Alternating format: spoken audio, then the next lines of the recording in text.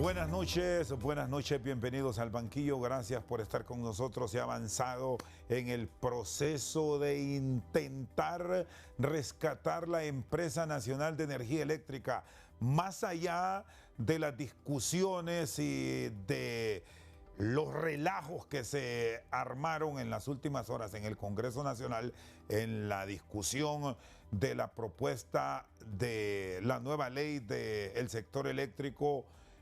¿Qué debe esperar nuestro país, el abonado, el usuario del servicio de energía eléctrica que se ha visto afectado y los riesgos que puede representar para el país volver a una etapa difícil para nuestra economía, los apagones?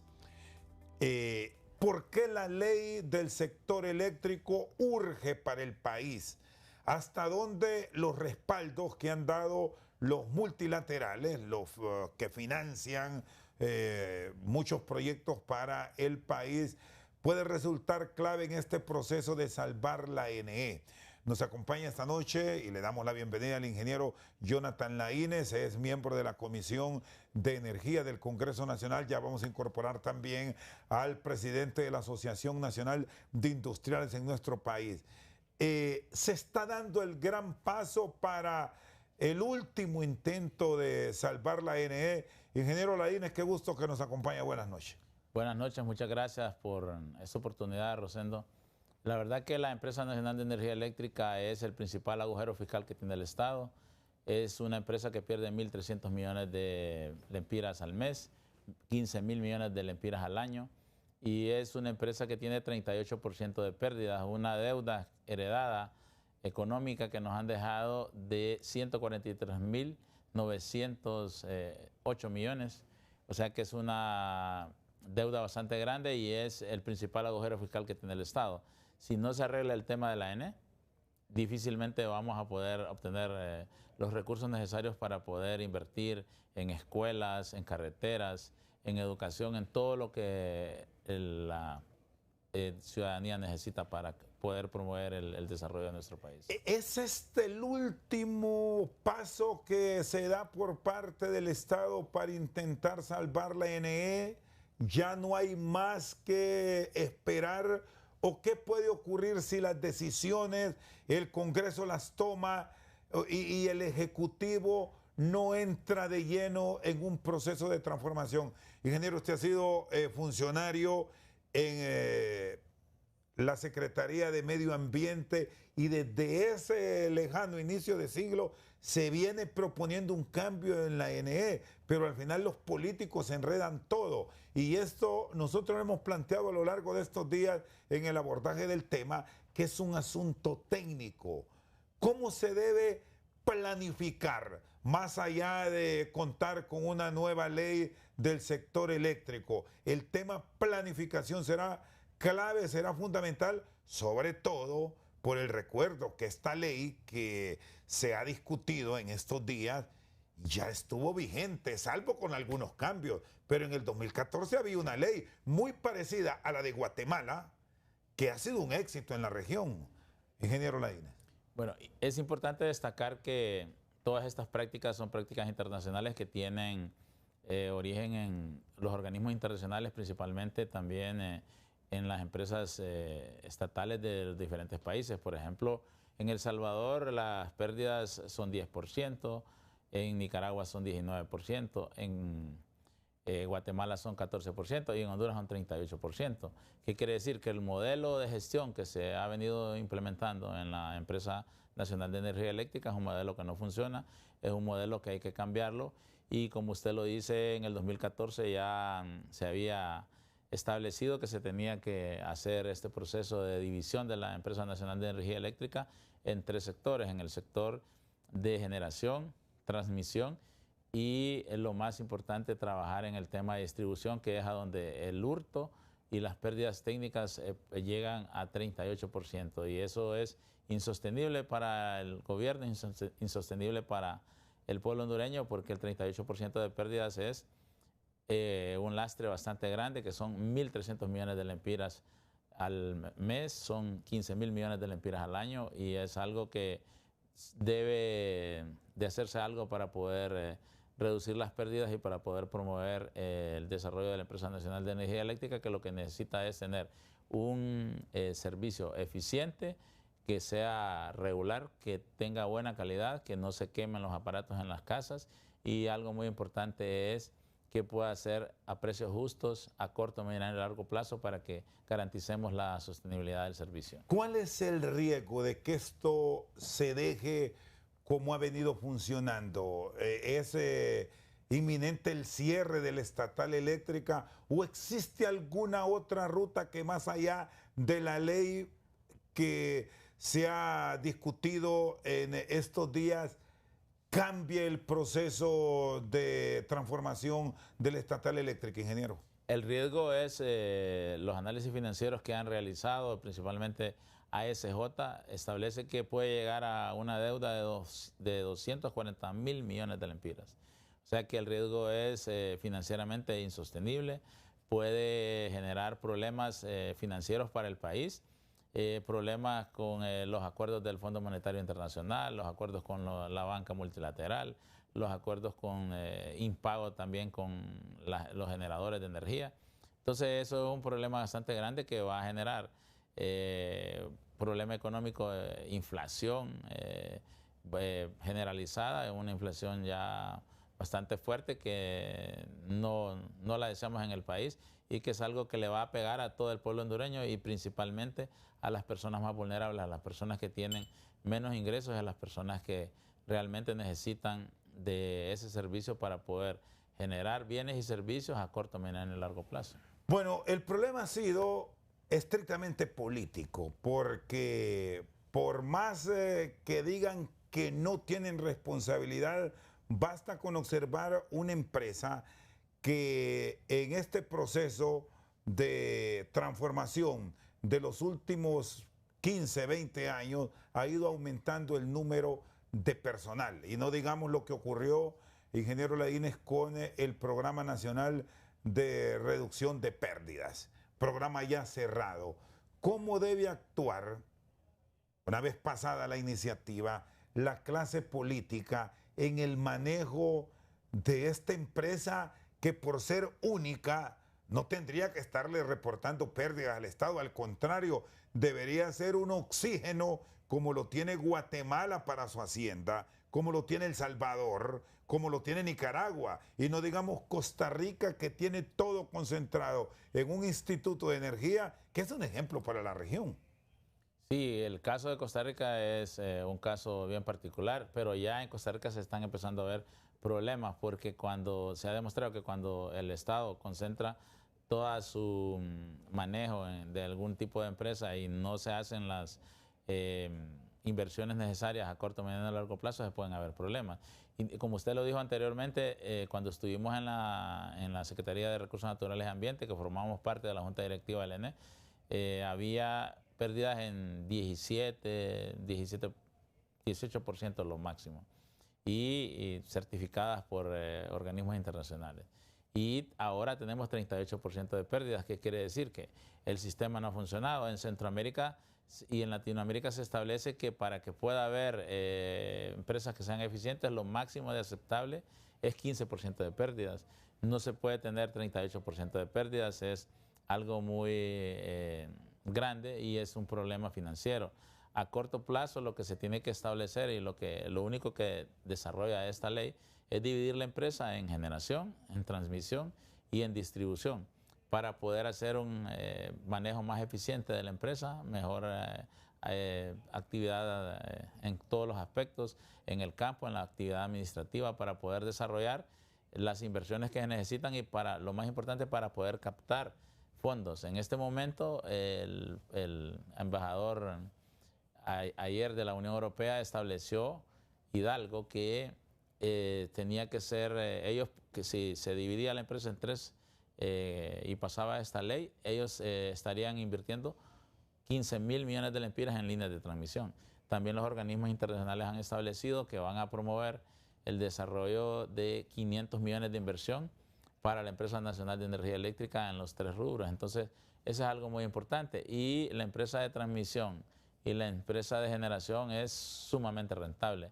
Es algo que le va a devolver la rentabilidad al ENE y de esa forma vamos a volver a una ENE más competitiva para que pueda desarrollar todos los diferentes sectores del país y para que pueda promover también el Fondo Social de la Energía Eléctrica que se establece ahora, que se va a capitalizar con el 1% de la facturación en el país para poder desarrollar proyectos en el área rural. El tema que ha generado polémica y que se va a mantener más allá del proceso de socialización y de discusión en el Congreso Nacional es las sociedades anónimas.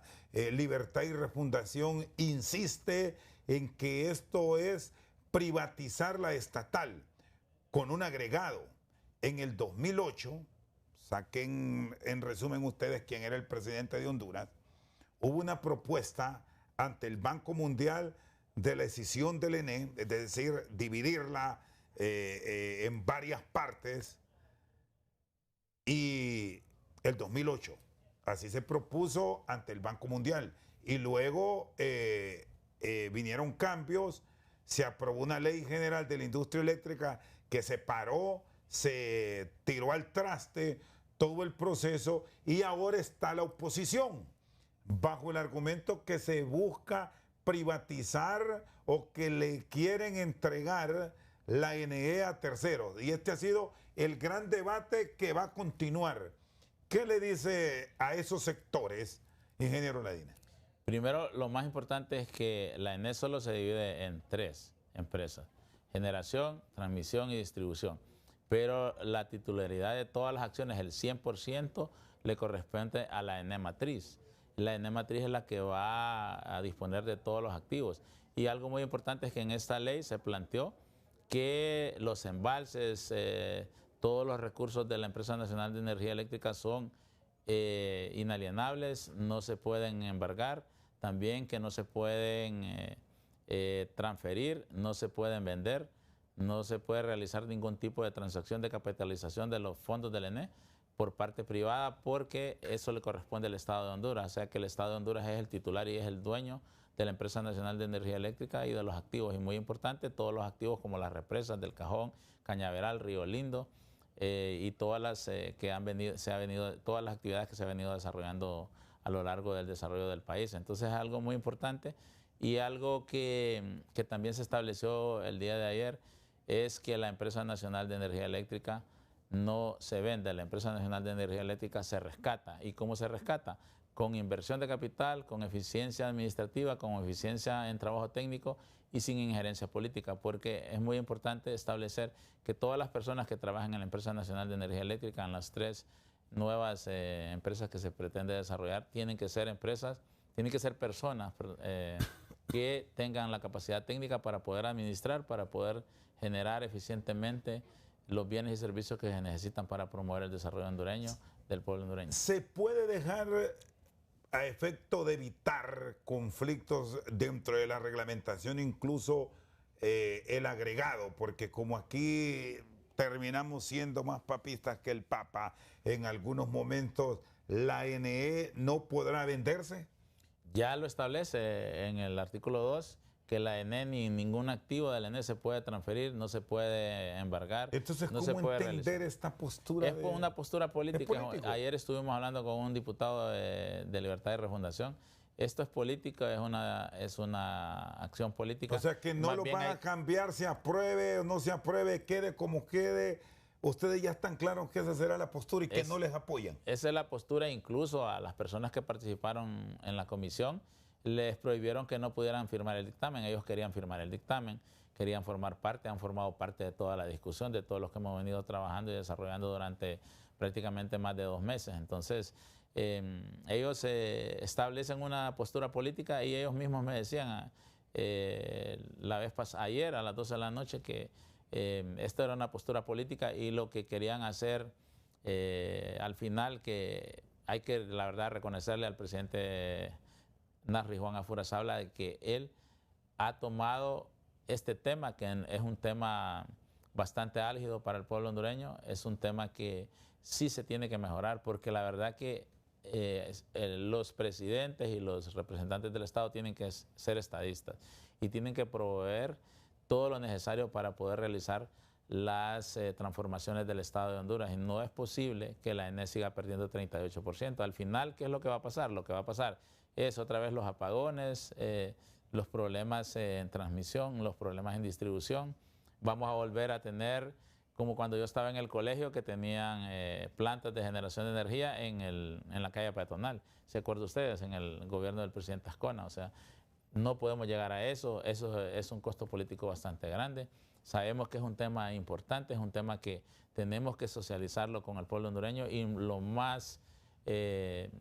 lo que realmente va a generar confianza es que la ENE tenga buen servicio, que sea un servicio de buena calidad y que también sea con precios justos. Y tenemos que trabajar en todo el tema de las empresas de energía, generadoras de energía eléctrica para poder disminuir los costos al pueblo hondureño, que los costos sean los más bajos, basado en los estándares internacionales y en una licitación que ya días no tenemos licitación. Tenemos que hacer una nueva licitación y eso es lo importante para poder desarrollar el país.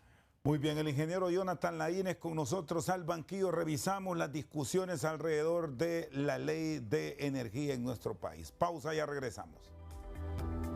Seguimos esta noche al banquillo, ya está con nosotros, le hemos incorporado para continuar este diálogo que hemos iniciado con el ingeniero Jonathan Laínez de la Comisión de Energía del Congreso Nacional, el presidente de la Asociación Nacional de Industriales de nuestro país, porque si hay un sector que ha venido demandando, y no de ahora, para no verlo con asuntos estrictamente políticos, que lastimosamente se ha metido en esta discusión lo político, cuando debemos estar en un escenario diferente, porque aquí si no tenemos potencia disponible, que ese es el otro gran problema de la NE, no va a venir la inversión. Fernando, esto es un punto clave porque de no arrancar un proceso de licitación ya o quizás ayer, nos van a terminar imponiendo lo que se hizo en el pasado. Compras de emergencia, contrataciones que hemos abierto un interrogante para ellas porque los costos son elevadísimos y bueno, generación incluso hasta fallida. Buenas noches. Buenas noches. Nosotros revisamos en el diciembre del 2019 el plan indicativo de expansión del ODS de aquel momento, que indicaba la necesidad de una licitación de 500 megas para el año 2020. El 14 de febrero del año 2020 nosotros emitimos el primero de 17 comunicados, Chendo, pidiendo que se hiciera esa licitación con un mecanismo de pago pertinente que facilitara que el inversionista serio pueda venir al país sabiendo que va a tener un pago oportuno, no 12, 14 o 16 meses después de que se generaron las facturas. Desde entonces a la fecha han pasado 7 años, 3 gobiernos, o sea, parte de un gobierno, el otro gobierno entero y este que está empezando. Entonces, efectivamente este no es un tema de política o de partido, este es un tema transversal de una entidad muy importante para el desarrollo de Honduras y que tiene graves problemas. Y problemas que van más allá de la factura que le llega a uno a la casa. Les voy a explicar, por ejemplo, una empresa socia de la ANDI que quiere abrir una planta productiva que va a generar 200 empleos y que no lo puede hacer porque el circuito de la ENE ya no tiene capacidad. Así de sencillo, 300 empleos que están esperando a que se haga una repotenciación de todo ese circuito para poder abrir 300 empleos. Eso es en Choloma. Acá, muy cerca de acá, otra empresa socia de ANDI que necesita ampliar la producción, le están pidiendo que ponga los transformadores la empresa y que lleve prácticamente un kilómetro de línea de postes porque no hay de parte de la ENE. No hay es lo que vende la ENE. ¿Y qué significa eso? 100 empleos menos. Entonces, esto me afecta como hondureño en lo que yo pago mes a mes, en las veces que se va la energía en mi casa, pero me afecta también cuando no tengo empleo. Mi hijo, mi hermano, mi esposa, mi padre andan buscando empleo y no conseguimos empleo. Entonces, definitivamente se requiere trabajar este tema a fondo en las 3 áreas, en la parte normativa, que es lo que se está discutiendo en el Congreso Nacional, En la parte normativa, digamos, que le corresponde al Congreso, que son los decretos legislativos. También hay una parte normativa que tiene que trabajar la CRE, la Comisión Reguladora de Energía, que es lo de las normas técnicas, por ejemplo, para el contador bidireccional, para que los que están generando en sus casas o en sus fábricas puedan vender. Esas son normas técnicas ya que las define la CRE. Y luego viene la parte operativa, la licitación, las cuadrillas que tienen que estar en paralelo para que no haya problemas, para que no se vaya la energía, las reparaciones que se tienen que hacer a los transformadores y también ir sobre la marcha ampliando todo lo que es la inversión que se tiene que hacer en transmisión y en distribución. Ir agilizando, no solo el ENE, ir agilizando también trámites pendientes de las empresas que pueden generar energía para que puedan entrar también. No solo a través de la licitación, hay unas que están también, tienen problemas en Cerna, que tienen problemas Y un proceso de estos, ¿en cuánto tiempo se debe resolver? ¿O qué plantea la propuesta que ustedes como han revisado, Fernando? El tema es que esto tenía que haberse hecho ahí por el 2009, cuando Mel era gerente del ENE. 2008, 2009, él fue gerente del ENE, si mal no recuerdo. Pero no pudo y después renunció y puso a alguien más. Si estoy equivocado, me corrigen. Desde entonces tenían que haber hecho cosas. Y lamentablemente ha pasado el tiempo y no está. Entonces esto debe haber sido para ayer, para el 2008. Ahora lo que toca es hacerlo lo más pronto posible. La propuesta establece algunos plazos. Para algunas cosas son 60 días, para otras cosas son 90. La que nosotros revisamos, que no es la versión ya final, porque esa se presentó ayer por la noche. Pero nosotros creemos que es importante que vaya en paralelo a la aprobación en el Congreso de la propuesta, ya la elaboración, por ejemplo, de los estatutos de las 3 empresas en las cuales se va a dividir la ENE. Los estatutos de empresa ENE Generación, ENE Transmisión, ENE Distribución, porque eso, si se va avanzando, en cuanto se apruebe la ley, eso se mete a la Cámara de Comercio y tal.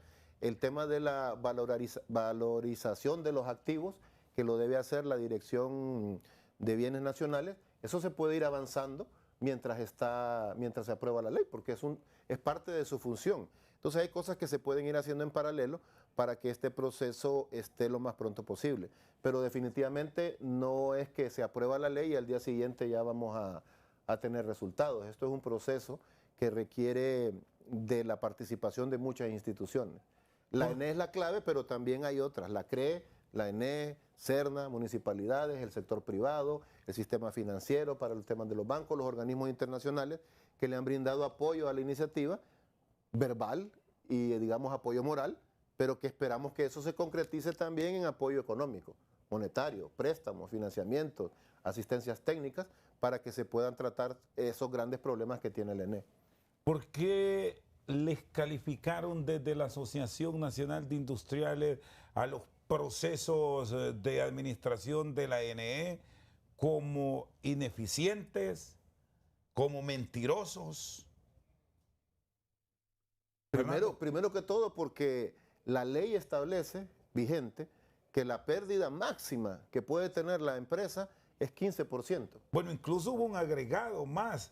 Les dije, ustedes les calificaron como incapaces, sí, Fernando. Sí, y es que son incapaces y han sido incapaces de bajar esa pérdida de 37, 38, 36, lo que sea, a 15. Cuando en Honduras hemos tenido con personal hondureño la pérdida en 11 y 12 cuando estaba el ingeniero Yacamán. O sea que sí se puede en Honduras tener una pérdida de 11 y 12, ya está probado. Él estuvo por 2 periodos y lo logró, lo mantuvo ahí. Entonces los hondureños tenemos la capacidad. Y no han podido los gerentes que han pasado, ni EH tampoco, lograr esa pérdida que la misma ley les exige. Eso demuestra la incapacidad. La otra incapacidad es cómo va a ser yendo, y parece que uno lo dice como por molestar, pero son 17 comunicados. ¿Qué necesidad del ANDI? Sí, porque han pasado 7 años y no se ha podido hacer una licitación con éxito. Eso demuestra incapacidad. Y la licitación es el mecanismo donde se genera competencia y se abre a mayor grado de generación, y eso es lo que puede darnos un precio mejor a todos nosotros. Y aquí el Estado, ¿qué proceso debe seguir? Que a lo largo de todos estos intentos de recuperar la estatal se han hecho millonarias inversiones que más bien han terminado en despilfarro. Hablando del tema de las pérdidas técnicas y no técnicas, se creó un programa que le consumió más de 20.000 millones a la hacienda. Lamentablemente no funcionó EH y no funcionó el programa de reducción de pérdidas tampoco. A mí me gustó una frase que dijo el presidente esta semana y dijo: yo no miro para atrás, yo miro para adelante. Y tiene razón, ya que ya pasó, lo que hay que hacer es sacar las experiencias que nos dejaron esos procesos y no repetir el mismo error y ver hacia adelante. Creo que es fundamental entender que para el tema de las pérdidas hay un componente clave que es el tema de la inversión. En transmisión se requiere inversión y eso es dinero. Si el Estado tiene el dinero, lo tiene que poner el Estado. Si no lo tiene el Estado, hay dos formas. O se apoyan los privados, nacionales o internacionales, a través de una licitación con un fideicomiso, o se apoyan los organismos multilaterales, que espero yo que también apoyen ahí. En el tema de distribución es un poco más complicado, porque ahí está el tema de inversión, que es recursos, pero ahí viene el tema de voluntad también, de llegar a zonas calientes del país. Entonces nosotros ahí les hemos hecho a los diputados, a los honorables diputados de la comisión, una sugerencia de que se incorpore el tema de el delito penal de hurto de energía para que se pueda tener entonces una sanción más fuerte al que está robando. ¿Se ha planificado ya en eso, ingeniero Laínez, de incorporar, esto ya es vía el Código Penal y el Código de Procedimiento, cambios dentro de la legislación para castigar este delito, que de hecho es uno de los que más afectaciones le genera en las pérdidas técnicas a la ENE? El 25% son pérdidas de hurto. De hurto. Y ya en el Código Penal el diputado Mario Pérez ha establecido que esa figura ya está en el Código Penal. Lo que hay que hacer es capacitar más a los jueces, implementar más las acciones y que las nuevas empresas que se promuevan en la ley, que realmente hagan un programa de contrarrestar el hurto de energía. Hay circuitos que tienen 67% de pérdidas. Hay un circuito que es bien pequeño en la playa de Puerto Cortés que tiene 99% de pérdidas. O sea, este de Puerto Cortés prácticamente todo. Pero es un circuito bien pequeño. Sí, todos se lo roban. Sí, pero en Cortés hay circuitos grandes, fuertes, que tienen 67% de pérdidas. O sea, el problema no es que no sea a nivel de todo el país, porque a nivel de todo el país hay dificultades, pero lo grueso es el Valle de Sula. Ya tenemos un trabajo fuerte de ASJ, donde hay un mapa y con todos los circuitos, que usted lo puede ver en internet y lo puede ver en tiempo real, cuáles son los circuitos que pierden más energía en el país. O sea, que es un asunto entonces de voluntad, que no se ha querido. Ya tenemos los datos, ya tenemos la información, se ha trabajado en todo eso. Y lo que necesita, como dijo el presidente Afura, es de poner orden. De lo que planteaba Fernando García, de la exigencia, de la petición del sector empresarial que demanda potencia, que busca que se le brinde energía al inversionista, ¿qué tanto corrige esta nueva ley? Que ustedes tienen la claridad que ya no vamos a tener la poca llegada de capital externo y el mismo capital nacional porque no hay luz.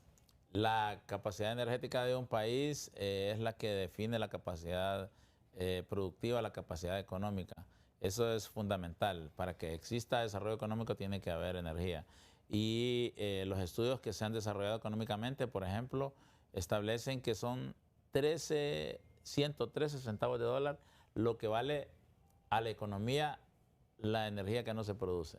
Si usted quiere venir a instalar una empresa y no existe energía, tiene que invertir 113 centavos. Y el costo más alto ahorita, que es la energía de diésel que se promovió en el gobierno anterior, fue 43 centavos de dólar.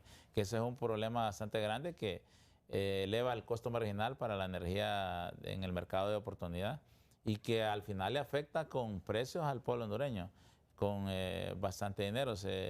Ahora nos hemos dado cuenta que ha existido ese contrato de 350 megas a 43 centavos de dólar. Es un precio bastante alto y es algo que con el nuevo desarrollo de tecnologías se puede realmente mejorar, porque digamos la energía puede andar por 9, 11, 12 centavos, y 43 centavos es un costo bastante grande que le afecta a todo el pueblo hondureño, porque en el mercado de oportunidad, en este momento que estamos con una alta demanda de energía, en donde todas las diferentes plantas tienen que entrar para suplir la potencia, es algo que afecta económicamente, porque 43 centavos de dólar es sumamente alto, es insostenible, y ya no debemos de tener proyectos que promuevan, digamos, energía muy cara, y en este tiempo en el cual estamos con combustibles fósiles de precios muy altos, es algo que encarece la factura al usuario, que es lo que realmente necesitamos en el país, que tengamos un servicio competitivo y que tenga un precio justo para poder competir con los demás países ¿Y qué centroamericanos. pasó con las adendas? Esto que fue la gran promoción de salvación, de mejora de la NE en el gobierno anterior. ¿Conocía el sector privado de esos procesos y no solo involucrando al gobierno como tal y al generador? Me refiero al grueso de la empresa privada que requiere de energía, porque este fue un proyecto que nos lo vendieron Fernando y Jonathan como que era lo máximo para la economía nacional. Ese proyecto tiene varias situaciones interesantes. El proyecto era en Gracias a Dios, a 350, 400 kilómetros de distancia de donde se instaló finalmente. Era para un periodo de tiempo distinto y era con otra tecnología y era por un monto de energía distinto. Yo no soy abogado, pero que analicen los abogados si se puede hacer ese proyecto así como se hizo en el gobierno anterior y si se cumplió con todo lo que establece la ley de compras y contrataciones. Se cambió todo, el lugar, la tecnología, el plazo y el monto del proyecto. Lo que ocurre después es que cuando las adendas no se hacen de manera correcta, pueden venir demandas de consumidores o de las mismas empresas que son obligadas también a tomar decisiones por una presión que se está haciendo desde el Ejecutivo. Entonces lo correcto aquí es que todo lo que tiene que ver con el precio se fije en un mercado de competencia. ¿Qué nos da el mercado de competencia? La licitación. Y tenemos el ejemplo de Guatemala. Guatemala hizo una licitación el año pasado, terminó en enero de este año. Participaron 80 empresas en Guatemala. Aquí no más, no estoy hablando de Japón, ni de Rusia, ni de Estados Unidos. Incluso empresas que prestan servicio en Honduras. 80 empresas participaron en esa licitación. ¿Cuántas manifestaron interés? No es que participaron, manifestaron interés en la que se quiso hacer en Honduras aquí el año pasado. 10. ¿Por qué? Porque no veían que las reglas estaban claras. Y un tema importante en el tema de generación, que influye en el precio también, el mecanismo de pago. Si yo a la empresa le voy a pagar a 14 meses, a 16 meses, que hay empresas que tienen 14 y 16 facturas atrasadas, ¿qué va a hacer la empresa cuando va a licitar? Va a tener que sumar ahí el costo financiero con el banco, porque va a tener que operar 1 año y medio sin recibir flujo. Y eso implica costo financiero para la empresa, que se traslada ¿a quién? A la ENE. ¿Y a quién no traslada a la ENE? A nosotros. Industria, comercio, residencial, servicios, a todos. Entonces la licitación, y esto lo insistimos también en los 17 comunicados a lo largo de 7 años, tiene que llevar un componente de aseguramiento del pago a los generadores, para que el que venga no sea un especulador y no sea tampoco a un precio alto, sino que sea el mejor precio posible. ¿Cuál es el tiempo ideal? Ustedes como sector privado que promueven inversión, se debe dar para mantener un flujo activo que le permita al inversionista no fallarle también al consumidor, porque este es otro gran problema que ha ocurrido en la NE para el pago. Yo lo pongo así. ¿Cuándo tengo que pagarle yo como industria o como residencial al ENE? 25 días después. Ahorita está en 28 días. 28 días. Incluso aquí se intentó Y no se pudo, ¿verdad? que se hiciera 15 días Pero y bueno. el grito al cielo. 28 días. Pero si yo, industria, Televicentro, Fernando en su casa, Jonathan, Chendo en su casa, le pagamos a 28 días al ENE, ¿en cuánto tiempo debería de pagarle el ENE al generador? 30 días, 45 días. Que ahora ni ocupan verse todos. O sea, exacto, o sea, 45 días. 2 meses. Pero estamos en 16 meses. Sí, pero aquí está el otro gran problema, que la NE por cada por cada 100 lempiras, vamos a darlo en ese número, por cada 100 lempiras 38. que ofrece el servicio, solo logra obtener 62 lempiras. Hay 38 lempiras que no existen, entonces eso va generando el déficit. Claro. Y es el argumento para el no pago a tiempo, porque sí se ha pagado con muchos factores que se presentan. Pero imagínese usted una compañía de cable, por ejemplo. La compañía recibe el dinero de los clientes, inmediatamente paga, porque si no, no puede transmitir el mundial. Así es, ¿no? Así estamos esperando. Permítame ir a una pausa. Está con nosotros el presidente de la ANDI, Fernando García, y el ingeniero Jonathan Laínez, miembro de la Comisión de Energía del Congreso. Ya volvemos. Seguimos esta noche al banquillo. Ya está con nosotros, le hemos incorporado para continuar este diálogo que hemos iniciado con el ingeniero Jonathan Laínez de la Comisión de Energía del Congreso Nacional, el presidente de la Asociación Nacional de Industriales de nuestro país, porque si hay un sector que ha venido demandando, y no de ahora, para no verlo con asuntos estrictamente políticos, que lastimosamente se ha metido en esta discusión lo político, cuando debemos estar en un escenario diferente, porque aquí si no tenemos potencia disponible, que ese es el otro gran problema de la NE, no va a venir la inversión. Fernando, esto es un punto clave porque de no arrancar un proceso de licitación ya o quizás ayer, nos van a terminar imponiendo lo que se hizo en el pasado. Compras de emergencia, contrataciones que hemos abierto un interrogante para ellas porque los costos son elevadísimos y bueno, generación incluso hasta fallida. Buenas noches. Buenas noches. Nosotros revisamos en el diciembre del 2019 el plan indicativo de expansión del ODS de aquel momento, que indicaba la necesidad de una licitación de 500 megas para el año 2020.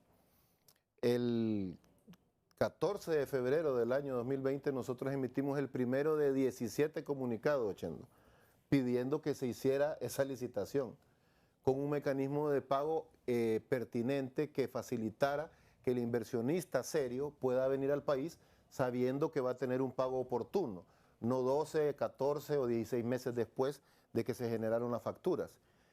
Desde entonces a la fecha han pasado 7 años, 3 gobiernos, o sea, parte de un gobierno, el otro gobierno entero y este que está empezando. Entonces, efectivamente este no es un tema de política o de partido, este es un tema transversal de una entidad muy importante para el desarrollo de Honduras y que tiene graves problemas.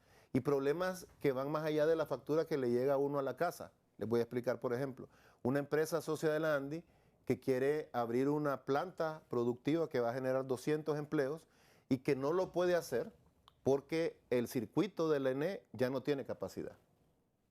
Así de sencillo, 300 empleos que están esperando a que se haga una repotenciación de todo ese circuito para poder abrir 300 empleos.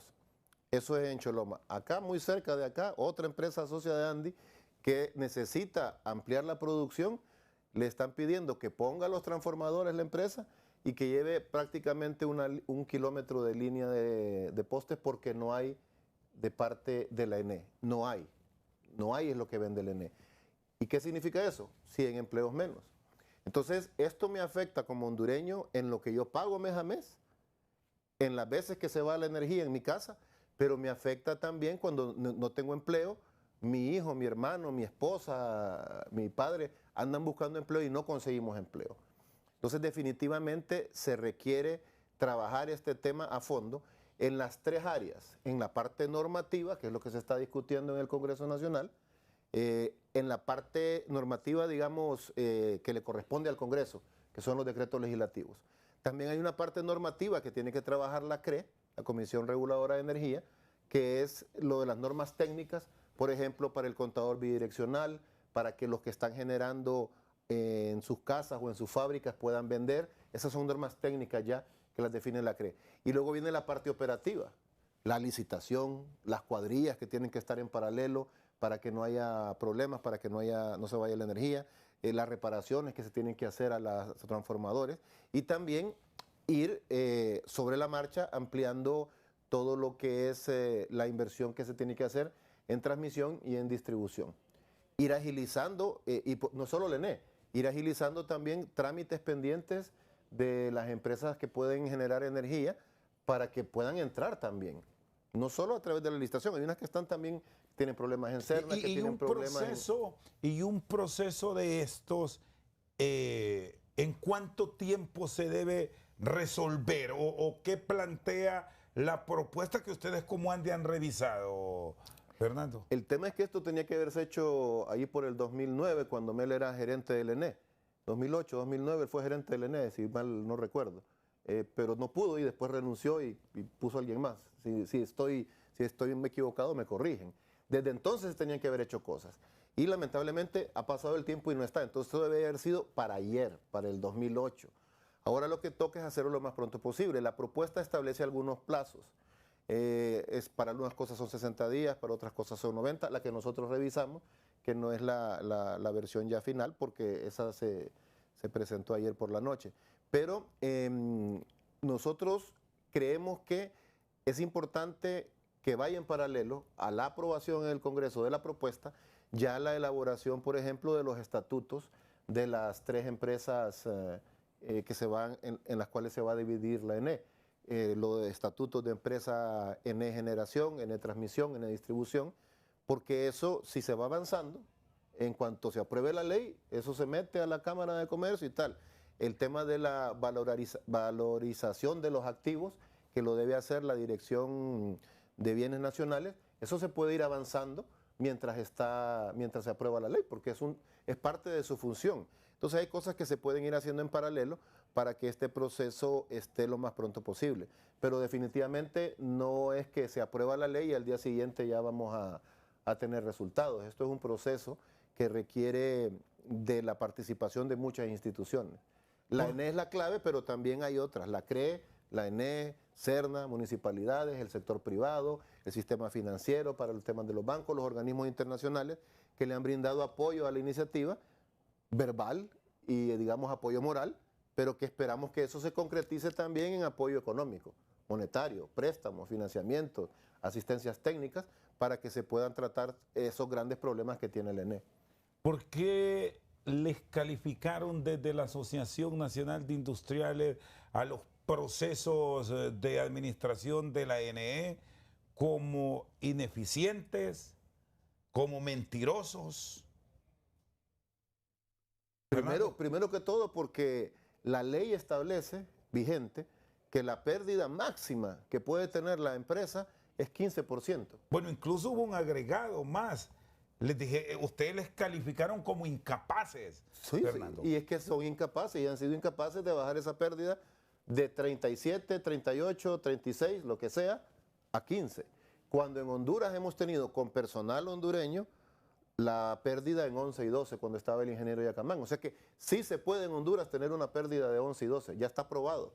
Él estuvo por 2 periodos y lo logró, lo mantuvo ahí. Entonces los hondureños tenemos la capacidad.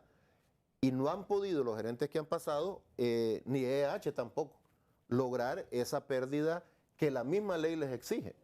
Eso demuestra la incapacidad. La otra incapacidad es cómo va a ser Chendo, y parece que uno lo dice como por molestar, pero son 17 comunicados. ¿Qué necedad del Andy? Sí, porque han pasado 7 años y no se ha podido hacer una licitación con éxito. Eso demuestra incapacidad. Y la licitación es el mecanismo donde se genera competencia y se abre a mayor grado de generación y eso es lo que puede darnos un precio mejor a todos nosotros. Y aquí el Estado, ¿qué proceso debe seguir? Por que a lo largo de todos estos intentos de recuperar la estatal se han hecho millonarias inversiones que más bien han terminado en despilfarro. Hablando del tema de las pérdidas técnicas y no técnicas, se creó un programa que le consumió más de 20.000 millones a la Hacienda. Lamentablemente no funcionó EH y no funcionó el programa de reducción de pérdidas tampoco. A mí me gustó una frase que dijo el presidente esta semana y dijo: yo no miro para atrás, yo miro para adelante. Y tiene razón, ya que ya pasó, lo que hay que hacer es sacar las experiencias que nos dejaron esos procesos y no repetir el mismo error y ver hacia adelante. Creo que es fundamental entender que para el tema de las pérdidas hay un componente clave que es el tema de la inversión. En transmisión se requiere inversión y eso es dinero. Si el Estado tiene el dinero, lo tiene que poner el Estado. Si no lo tiene el Estado, hay dos formas. O se apoyan los privados, nacionales o internacionales, a través de una licitación con un fideicomiso, o se apoyan los organismos multilaterales, que espero yo que también apoyen ahí. En el tema de distribución es un poco más complicado, porque ahí está el tema de inversión, que es recursos, pero ahí viene el tema de voluntad también, de llegar a zonas calientes del país.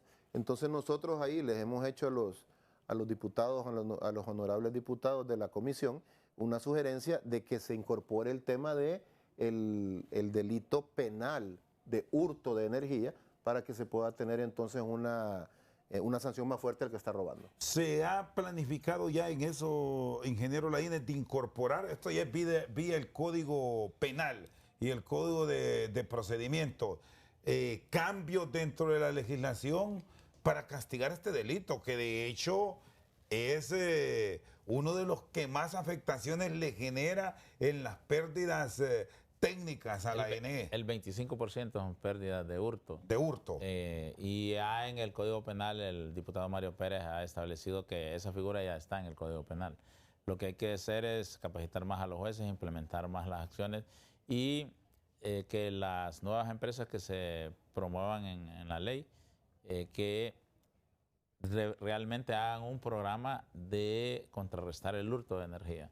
Hay circuitos que tienen 67% de pérdidas. Hay un circuito que es bien pequeño en la playa de Puerto Cortés que tiene 99% de pérdidas. O sea, este de Puerto Cortés prácticamente todo. Pero es un circuito bien pequeño. Sí, todos se lo roban. Sí, pero en Cortés hay circuitos grandes, fuertes, que tienen 67% de pérdidas. O sea, el problema no es que no sea a nivel de todo el país, porque a nivel de todo el país hay dificultades, pero lo grueso es el Valle de Sula. Ya tenemos un trabajo fuerte de ASJ, donde hay un mapa y con todos los circuitos, que usted lo puede ver en internet y lo puede ver en tiempo real, cuáles son los circuitos que pierden más energía en el país. O sea, que es un asunto entonces de voluntad, que no se ha querido. Ya tenemos los datos, ya tenemos la información, se ha trabajado en todo eso.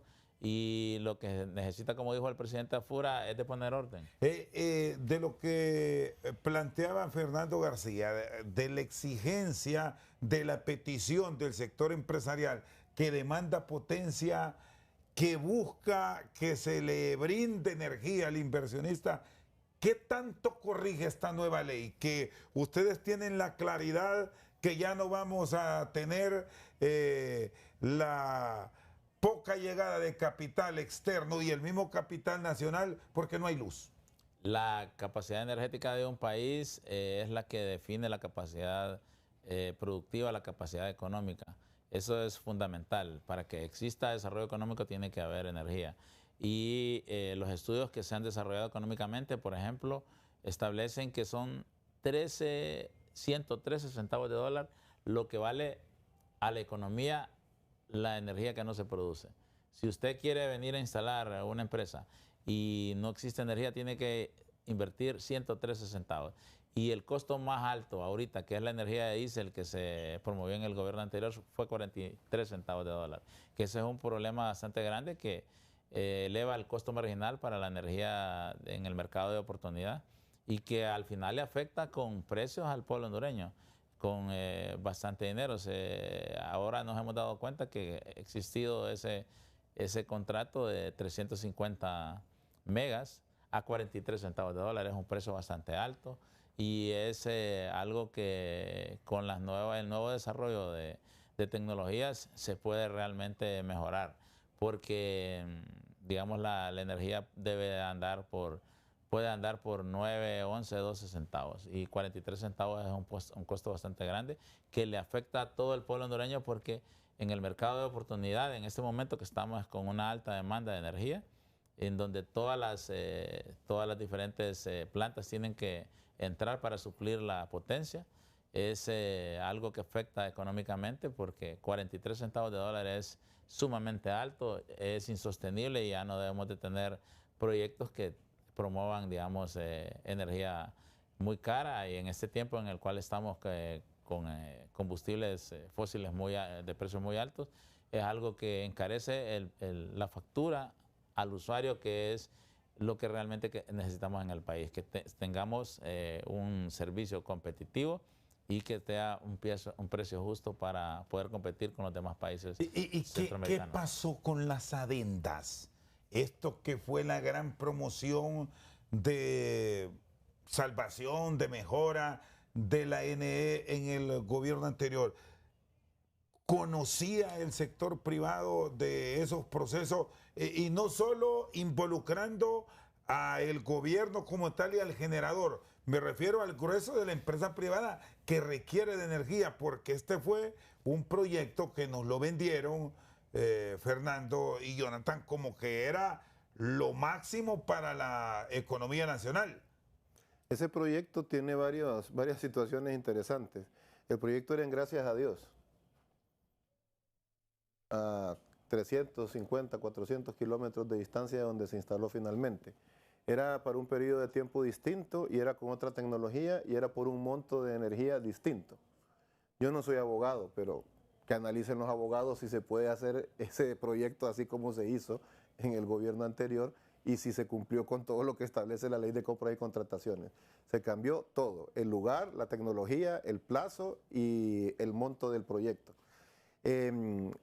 Lo que ocurre después es que cuando las adendas no se hacen de manera correcta, pueden venir demandas de consumidores o de las mismas empresas que son obligadas también a tomar decisiones por una presión que se está haciendo desde el Ejecutivo. Entonces lo correcto aquí es que todo lo que tiene que ver con el precio se fije en un mercado de competencia. ¿Qué nos da el mercado de competencia? La licitación. Y tenemos el ejemplo de Guatemala. Guatemala hizo una licitación el año pasado, terminó en enero de este año. Participaron 80 empresas en Guatemala. Aquí no más. No estoy hablando de Japón, ni de Rusia, ni de Estados Unidos. Incluso empresas que prestan servicio en Honduras. 80 empresas participaron en esa licitación. ¿Cuántas manifestaron interés? No es que participaron, manifestaron interés en la que se quiso hacer en Honduras aquí el año pasado. 10. ¿Por qué? Porque no veían que las reglas estaban claras y un tema importante en el tema de generación, que influye en el precio también, el mecanismo de pago. Si yo a la empresa le voy a pagar a 14 meses, a 16 meses, que hay empresas que tienen 14 y 16 facturas atrasadas, ¿qué va a hacer la empresa cuando va a licitar? Va a tener que sumar ahí el costo financiero con el banco, porque va a tener que operar 1 año y medio sin recibir flujo. Y eso implica costo financiero para la empresa que se traslada ¿a quién? A la ENE. ¿Y a quién no traslada a la ENE? A nosotros. Industria, comercio, residencial, servicios, a todos.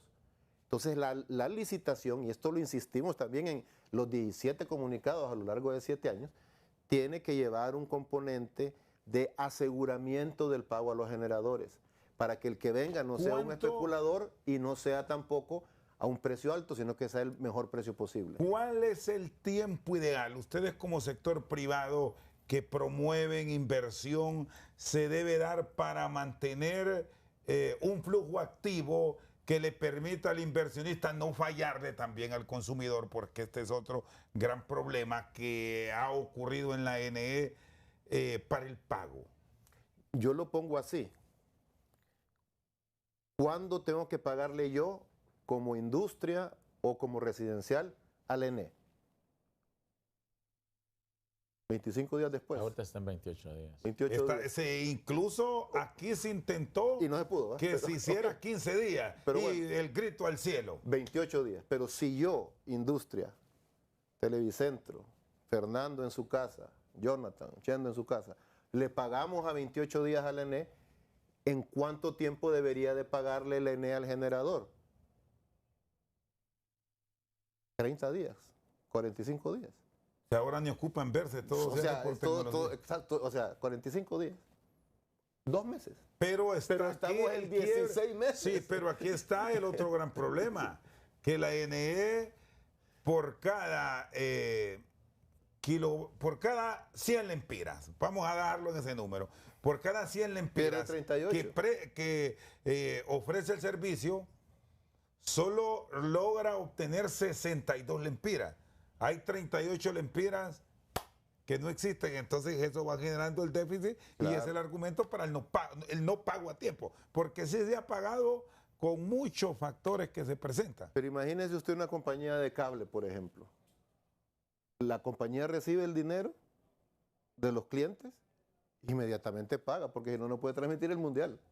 Así es, ¿no? Así estamos esperando. Permítame ir a una pausa. Está con nosotros el presidente de la ANDI, Fernando García, y el ingeniero Jonathan Laínez, miembro de la Comisión de Energía del Congreso. Ya volvemos. En punto sobre la mesa esta noche en Al Banquillo, ¿cómo plantea el gobierno resolver este problema de un pago efectivo? Porque ese déficit que se está generando, al final lo hemos venido cubriendo con bonos del Estado. Ya ni sabemos cuánto debe la NE en bonos cuyo financiamiento es alto. Las tasas de interés con las que se negociaron los últimos bonos soberanos son realmente altos, y ese es un recurso que hoy lo recibe el Estado y mañana lo paga. Punto sobre la mesa. Punto sobre la mesa es presentado por Bana. En el fútbol y en la vida, los imprevistos llegan sin avisar. Bana te presta hasta 7,000 lempiras desde tu cel. Con Bana puedes.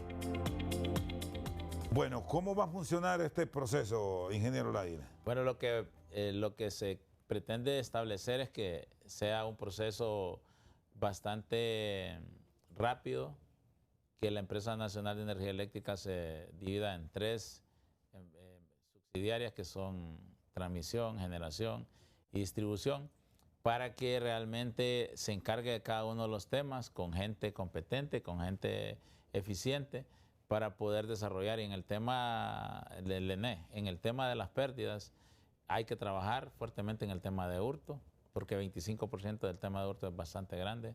Hay que también trabajar en el tema de las líneas de transmisión. La Unión Europea, el embajador Hidalgo ya estableció el día antes de ayer que ellos iban a financiar, estaban dispuestos a financiar 15,000 millones de lempiras en líneas de transmisión. Y organismos internacionales han establecido también que van a proveer a la empresa de 500 millones de dólares en inversión. Entonces, esto solo se puede desarrollar con inversión, con eficiencia administrativa, con trabajo y con algo muy importante que es voluntad política y poner orden, como dice el presidente Afura. Eso es algo que se tiene que establecer como proyecto de todos los hondureños, porque salvar la Empresa Nacional de Energía Eléctrica, rescatar la Empresa Nacional de Energía Eléctrica, es rescatar el país, porque en este momento el agujero fiscal del Estado es la Empresa Nacional de Energía Eléctrica. Y esto, ustedes se lo han explicado a diputados del Partido Liberal, porque hay una parte del Partido Liberal que, a pesar de las discusiones, no lo comprenden, no lo entienden, o se hacen que no lo entienden. E igual pasa con Libertad y Refundación, donde incluso, debemos decir, hay congresistas que conocen de esa situación de la NE, porque han sido destacados hombres de las finanzas y de la economía del país. ¿Por qué les ha resultado tan complejo, Jonathan? Bueno, cada uno de los partidos tiene su dinámica. Los del Partido Libre, lo que me dijeron ayer, y no puedo decir el nombre porque no estoy autorizado, pero alguien que en el gobierno anterior tenía bastante, digamos, trabajo en la bancada del partido Libertad y Refundación, nos decía de que era un tema político y que ellos tenían que estar en contra porque era un tema político. pero este es un tema técnico, es un tema financiero, es un tema administrativo. Y el Partido Liberal, yo creo que ellos tienen que ver que es importante para el Estado de Honduras, es importante para el futuro de nuestro país, es importante para el Partido Nacional, para la bancada del Partido Nacional, tener éxito con este tema del ENE. Esto no es un tema del gobierno del presidente Tafura, es un tema de país. Si pretendemos que en el próximo gobierno tengamos mejores indicadores financieros, indicadores de desarrollo, tenemos que resolver el problema del ENE. Si no se resuelve el problema del ENE, el próximo gobierno va a tener muchos más problemas que los que tiene en ese momento el país. Financieramente hay que arreglar el problema del ENE. Si no se implementa este proceso, vienen apagones. Es que ya hay apagones. A mí se me fue la luz el fin de semana pasado. Bueno, hay algunos, debo decirle, ya que Fernando nos en este recuerda momento eso. es que estamos en verano a máxima potencia. En algunos momentos, hablamos ayer con el ministro de la ENE, con el ingeniero Peña Pantin, que ya se están desconectando algunos circuitos porque está a máxima potencia, y es por ello que reviste importancia esos 350 megas a 43 centavos de dólar, porque tienen que entrar al sistema. Y al entrar obliga a la ENE, bueno, obliga al Estado sube el precio de todo. a que el precio de los otros sube. generadores automáticamente se equiparen. Vea cómo ha sido de complejo esto del ENE, porque ahí también se debe dejar claro y no vayan a aparecer con costos fijos que han matado la finanza, Fernando. Ahí el tema es la licitación. Ya tenemos apagones y la energía más cara es la que no se tiene. Esa es la más cara. Más que 45, más que 50. Son Por 113 centavos y de por eso dólar. tenemos que llegar a consumir esa, que tiene un montón de problemas ese contrato. Pero el punto aquí es que además se frena el crecimiento y se frena la inversión. Si yo estoy en Washington, en Nueva York o en París y quiero meter 15, 20 millones de dólares o de euros a Honduras en inversión, me meto en internet y ¿qué es lo que veo? Veo que hay un problema con la energía y que el problema está ahí y que no se resuelve y que tiene mucho tiempo. Entonces no invierto en el país. Hay que resolver el problema para traer esa inversión. Yo creo que nosotros tuvimos una reunión con la bancada del Partido Liberal el día de ayer y esperamos que algunas situaciones hayan quedado aclaradas. ¿Qué inquietudes les presentaron? Porque hay unos liberales que no han quedado convencidos aún. Yo siento que hay algunas cosas que se pudieron aclarar. El tema importante para mí es que se avance en la parte legal de las empresas subsidiarias, que se profundice un poco más en eso, que quede bien claro, bueno, la ENE transmisión, la junta directiva va a ser el ministro el ministro aquel, y el otro. Y estos son funcionarios públicos, no es gente de una empresa que va a llegar a sentarse ahí a tomar decisiones que beneficien a la empresa, sino que van a ver el beneficio colectivo. El aseguramiento de que no se van a trasladar los bienes, creo que eso es básicamente. Yo creo que con un par de retoques puede llegarse a un acuerdo. Ahí tiene el juego político del Partido Liberal y Partido Nacional que conseguir el acuerdo. En términos generales, la bancada lo que manifestó es que saben que hay un problema que se tiene que resolver y están, creo yo, conformes con la reforma, pero quieren hacer algunas adiciones. Entonces ahorita viene ese tema de ese análisis político dentro de la comisión de dictamen y en el pleno también, ¿verdad? Es parte de la política, para eso están los diputados, pues para discutir y analizar. Esperemos que eso se haga rápido para que podamos ir avanzando porque el tema es complejo y ya están los apagones. En la zona del litoral atlántico, las empresas socias de Andy sufren esto permanentemente. Ahí hay un tema de transmisión muy, muy fuerte. En la parte de Choluteca, en la parte de Olancho también. Entonces, se requiere realmente que las inversiones empiecen a venir pronto y por eso es que la ley tiene que salir pronto, pero bien hecha, pues con todos los elementos. Y hay un tema importante aquí, Chendo, fíjate. Es una ley muy parecida a esta, ya la tuvimos y no se pudo implementar. Por asuntos políticos, debemos decir. Hubo un montón de temas ahí. Y ojo, del mismo partido, porque me acuerdo yo que el presidente Hernández tardó 2 años en mandarle los recursos a la CRE también. Entonces ahí hubo una cosa muy rara. Entonces no se pudo implementar. ¿Cuál es el principal blindaje que tiene una reforma? Primero, que sea con un buen consenso. Si la bancada del Partido Liberal apoya la propuesta, va a ser una propuesta que va a tener 80 votos en el Congreso y eso le da, es una propuesta de todos y eso le da fortaleza y le da trascendencia en el tiempo. ¿Y qué es lo otro que hace que la reforma sea perdurable? Que funcione, que el Ejecutivo pueda implementar rápidamente todos esos cambios para que la gente, no en un momento, no en un día o en un mes, pero en 6 meses, en un año, la gente vea los resultados. Se cambiaron los postes, ya no se va la luz tanto, ya hay nuevo alumbrado público, la factura no ha subido en tanto tiempo y va a empezar a bajar, se hizo la licitación, se están instalando nuevas plantas, se tiró transmisión a lugares donde no había luz, ahora hay luz, hay energía.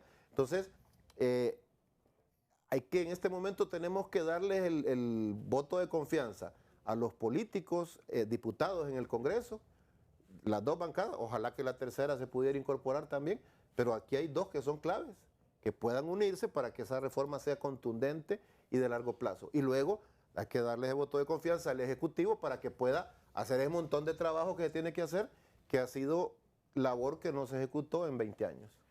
Muy bien, vamos a la pausa, luego venimos al cierre aquí del banquillo. Bueno, aquí en el Flash Mundialista, que siempre les compartimos a esta hora de cierre de al banquillo, hay 4 debutantes absolutos en este que es el primer mundial que se organiza con 48 equipos. Es inédito, porque hay que recordar que hubo mundiales que lo jugaron 3 equipos. Otros mundiales lo jugaron 16, Argentina 78, eso tenía, ya España 82 tuvo 24, luego se pasó a la cifra de 32 y ahora inédito y organizado también por 3 países, los debutantes absolutos, Cabo Verde, que ha sido la gran sorpresa, Uzbekistán, Curazao y Jordania. El Flash Mundialista aquí en el banquillo. Bueno, es imposible no tener el detalle del Mundial. ¿Algún preferido, Fernando? Argentina y Alemania. Argentina y Alemania. Y si se queda con una es Argentina, ya Sí, me creo dijo. que Messi, para que quede ratificado. Como Sí, hay un dato también curioso. Alemania cuando metió 7-1 fue campeón del mundo, pero era mucho más poderoso aquel equipo de Brasil que humilló a la verde amarela en su propio campo frente a la Alemania de hoy y que se los metió a Curazao. Pero bueno, ahí hubiéramos estado nosotros. Sí. Jonathan, ¿con quién? Yo voy con Brasil y Portugal. Brasil y Portugal, pero más que con los cariocas.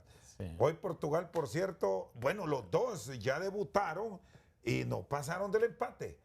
A 1 y curiosamente con equipos africanos. Pero de Europa voy con Alemania también. Con Alemania también, bueno.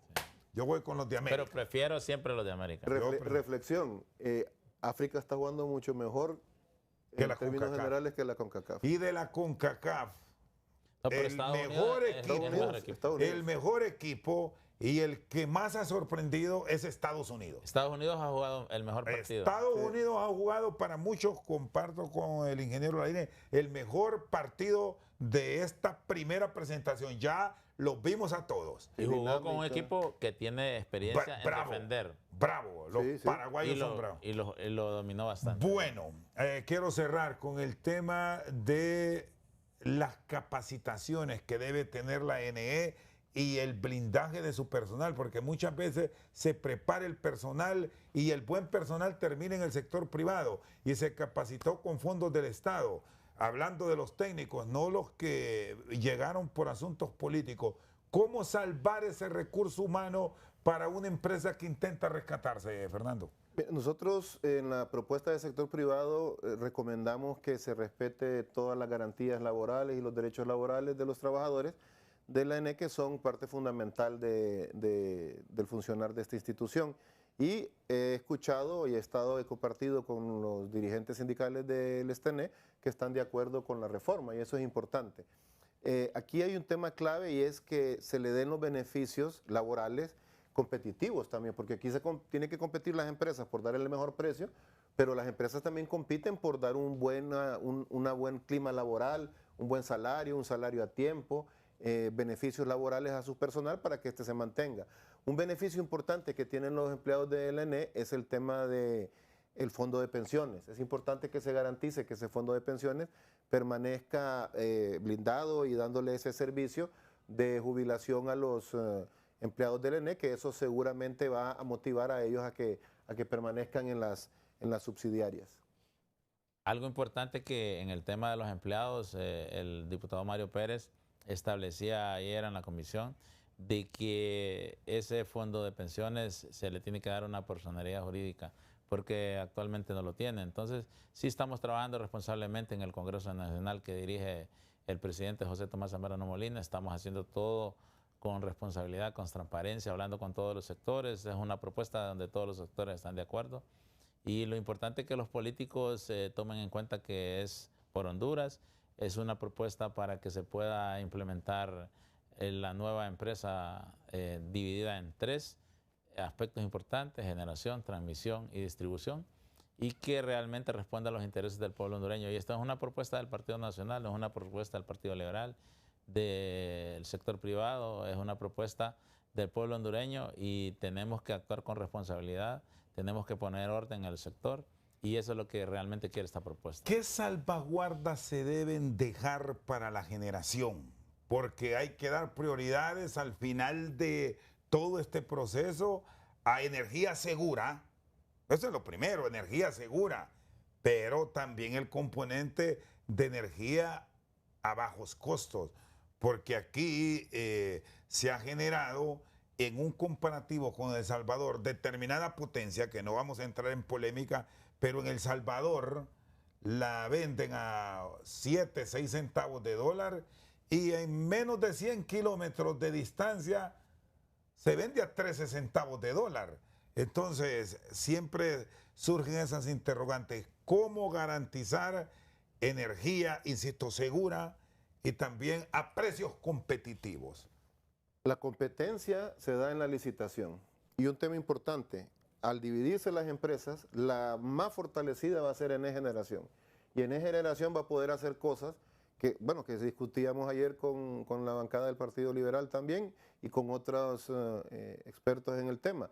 Se puede repotenciar el cajón, porque la empresa de transmisión, de generación, va a tener recursos para meter un par de turbinas más y que haya más potencia. Se puede hacer otros proyectos del Estado en generación hidroeléctrica, por ejemplo, porque esa empresa tiene toda la solvencia. El problema fuerte está en transmisión y en distribución, ahí donde se requiere inversión de fuera, sea pública, privada o sea de organismos internacionales, pero con la generación, ENE Generación viene muy bien, porque tiene todo lo que factura prácticamente es excedente, porque las plantas ya están pagadas hace muchos años, entonces ella puede generar más energía también, y con una licitación competitiva de verdad, con un buen mecanismo de pago, podemos atraer las 80 empresas que estuvieron en Guatemala para la licitación de Honduras, y eso nos va a hacer tener esos precios más bajos.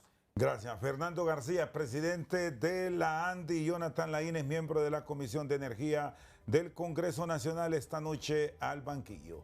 Por su sintonía, muchas gracias.